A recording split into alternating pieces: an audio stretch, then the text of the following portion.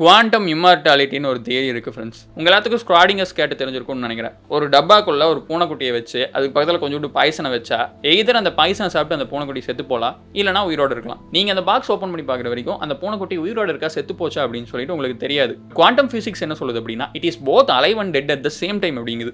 அதாவது அந்த இடத்துல ரெண்டு ரியாலிட்டியாக கிரியேட் ஆகுமாமா. ஒரு ரியாலிட்டியில் அந்த கேட் செத்து போயிடும், இன்னொரு ரியாலிட்டியில் அந்த கேட் உயிரோடு இருக்கும். இதே தான் நம்மளுக்கும். நீங்கள் இப்போ ஒரு ரோட்டில் நடந்து போயிட்டு இருக்கீங்க, ஒரு பஸ்ஸுக்கார வேகமாக உங்களை இடிக்கிற மாதிரி வர்றா, பட் இடிக்கல. நீங்க நினைப்பீங்க நல்ல வேலைப்பா நம்ம சாகல அப்படின்னு சொல்லிட்டு. பட் இந்த தியரி என்ன சொல்லுது அப்படின்னா, நீங்க அந்த இடத்துல இறந்திருக்கலாம், உங்க ஃபேமிலி ஃப்ரெண்ட்ஸ் எல்லாம் உங்களை சுத்தி நின்று அழுதுருக்கலாம், பட் உங்களுக்கு அதெல்லாம் எதுவுமே தெரியாது. ஏன்னா உங்களோட கான்சியஸ்னஸ் நீங்க எந்த ரியாலிட்டியில உயிரோட இருக்கீங்களோ அந்த ரியாலிட்டிக்கு ஷிஃப்ட் ஆயிருமாமா. இப்போ நீங்க ஒரு ரியாலிட்டியில வாழ்ந்துட்டு இருக்கீங்க, உங்களுக்கு ஒரு பிரச்சனை வருது, இந்த இடத்துல இருந்து உங்க ரியாலிட்டி ரெண்டா பிரியுமாமா. உங்க கான்சியஸ்னஸ் நீங்க எந்த ரியாலிட்டியில உயிரோட இருக்கீங்களோ அங்க ஷிஃப்ட் ஆயிருமாமா. இதே மாதிரி நீங்க ஒவ்வொரு நியர் டெத் எக்ஸ்பீரியன்ஸுக்கு போகும்போது புது புது பிரான்ச் ஆஃப் ரியாலிட்டி கிரியேட் ஆகிட்டே இருக்குமாமா. உங்களோட கான்சியஸ்னஸ் எந்த ரியாலிட்டியில் நீங்கள் உயிரோடு இருக்கீங்களோ அந்த ரியாலிட்டிக்கு மாறிக்கிட்டே இருக்குமாமா. இதே மாதிரி ஃபார் எவர் என்னதான் ஒரு ரியாலிட்டியில் நீங்கள் இறந்துட்டாலும் இன்னொரு ரியாலிட்டியில் உங்கள் கான்சியஸ்னஸ் நீங்கள் இறந்து போனதே தெரியாமல் வாழ்ந்துகிட்டே இருக்குமாமா. இது ஜஸ்ட் ஒரு தியரி தான் ஃப்ரெண்ட்ஸ். இதை எக்ஸ்பெரிமெண்ட் பண்ணி பார்க்குறேன், டெஸ்ட் பண்ணி பார்க்குறேன்னு சொல்லிட்டு எதுவும் ஸ்டூப்பிடாக பண்ணிட்டு இருக்காதீங்க.